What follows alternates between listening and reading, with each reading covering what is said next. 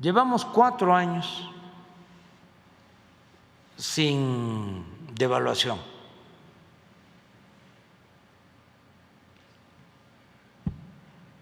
Y esto no se veía desde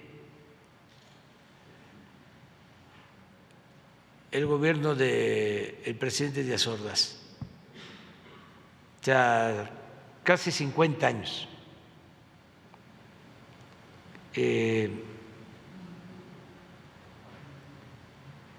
los que hubo devaluación y ahora no. Llevamos 4 años, pero no podemos cantar victoria todavía. Sí. Hace algunos años era el 2.5% de todo el movimiento mundial de la moneda, de las monedas mundiales. Ahorita ha bajado al 1.5%. Sí, pero nos ayuda mucho el que se aprecie el peso. Claro. Sobre todo la economía es realismo, pero también es confianza. Es percepción. El cierre de su ejercicio en su mandato, presidente, en 20 pesos, como está ahorita el tipo de cambio, alrededor de 20 pesos, o piensa que va a haber un ajuste como normalmente sucede en los últimos sexenios de los últimos años? No, yo no quiero eso. No. ¿Usted visualiza que pueda suceder? Pues sí.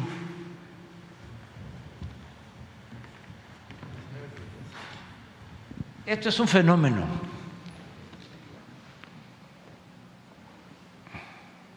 Es, sin duda, en los 4 años, es la moneda que más se ha apreciado con relación al dólar en el mundo. A ver si tienes los 4 años. Entonces, y lo comparamos con las otras, a ver si hay. A lo mejor Carlos Torres nos manda. Esto es único.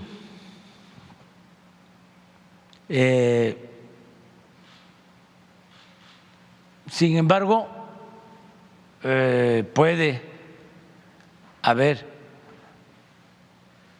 un pequeño ajuste, un rebote, pero yo espero terminar el gobierno sin devaluación. ¿Estar en ese nivel? Agarramos un poquito más alto, como 20-20, 20-30. ¿No llegará a 20? No. ¿No llega a 20? No. No, porque esto tiene que ver mucho con la disciplina fiscal. Esto se debe a que somos el primer socio económico comercial de Estados Unidos. Se debe a que se volvió a firmar el tratado. Se debe a que tenemos inversión extranjera récord, nunca vista. Se debe a que no solicitamos deuda en la época de la pandemia, ni ahora con la crisis inflacionaria. Se debe a que no hay corrupción, se debe a la austeridad,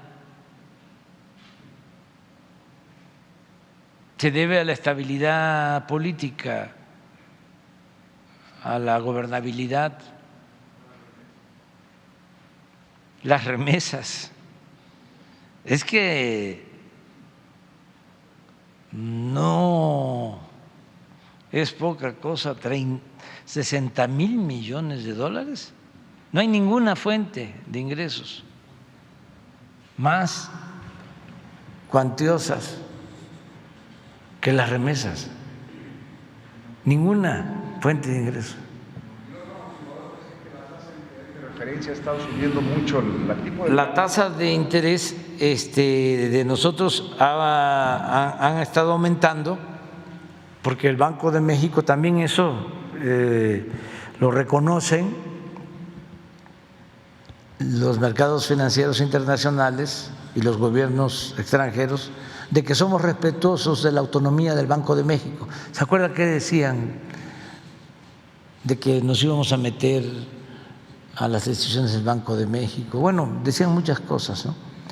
Entonces, hay autonomía y ellos deciden, ya están por decidir si aumenta la tasa, cuánto va a aumentar la tasa, y yo no opino. No va a bajar la tasa, va a seguir alta. Es que no solo es aumentar la tasa para bajar la inflación, ayuda el aumentar la tasa, pero hay otras medidas para bajar la inflación, no solo una. Yo cuestiono mucho el hecho de que en todos lados la fórmula es aumentar tasa para bajar inflación, pero eso tiene pues el inconveniente de que para la economía, se encarece el dinero de créditos, entonces no debe de pararse el crecimiento. Lo importante es crecer sin inflación. Ahí está el chiste. ¿Cómo crecer sin la inflación? Sí, esto es, sí, pero todavía si nos vamos atrás, bueno, con López Portillo es obvio que hubo devaluación. Empezó con Luis Echeverría, todavía hasta Díaz Ordaz, porque los dos periodos en que fue secretario de Hacienda Ortiz Mena,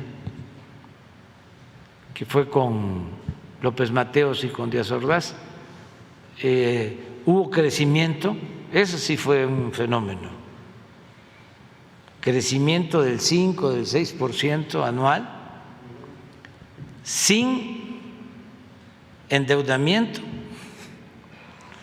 y sin inflación.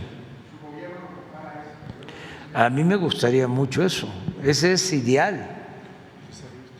Nada más que había que agregar la distribución del ingreso o de la riqueza. En eso sí, no nos van a ganar, porque aunque no tengamos crecimiento, la distribución de la riqueza del gobierno nuestro no tiene antecedentes. En el México, vamos a decir, moderno, la distribución del ingreso de nuestro gobierno es única. No se daba en muchas décadas. Eso es lo que me llena de satisfacción, porque antes había crecimiento, pero se acumulaba el dinero en pocas manos o no se distribuía con justicia. Y el modelo nuestro es crecimiento con bienestar. Lo decía un maestro, don Jesús Silva Gerso,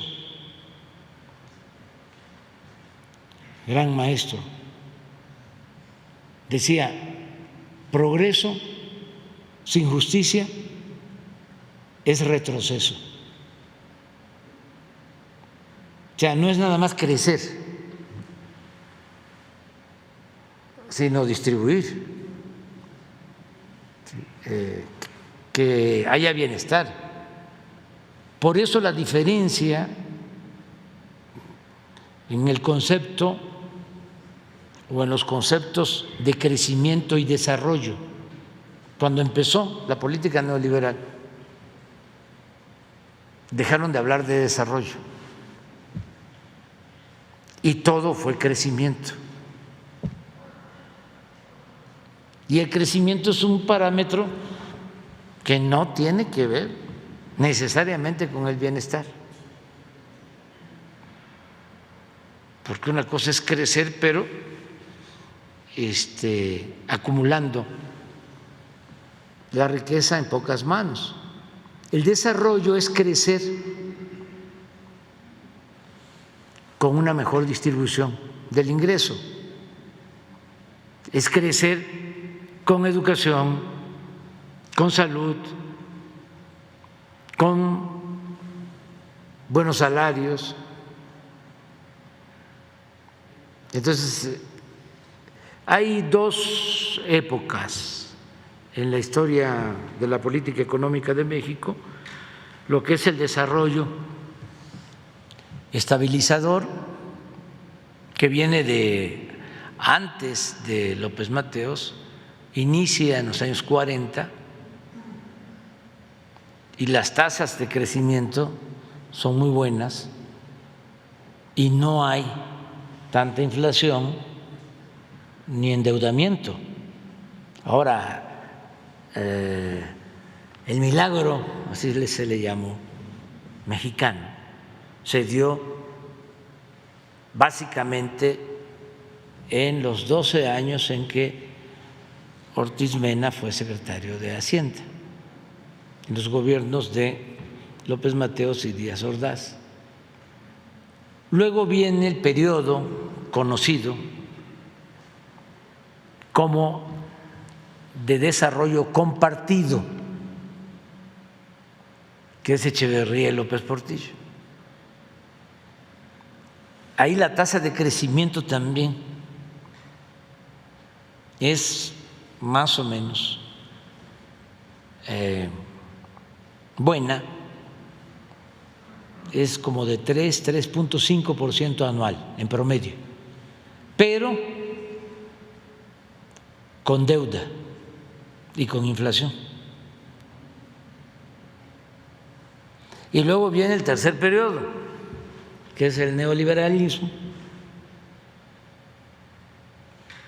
que son estos 36 años que crecimiento promedio 2% en los 36 años. Y deuda disparada, inflación disparada, corrupción como nunca en la historia. Estamos iniciando una nueva etapa y sin la pandemia podríamos estar diciendo ahora, como se dice allá en mi pueblo, también que íbamos.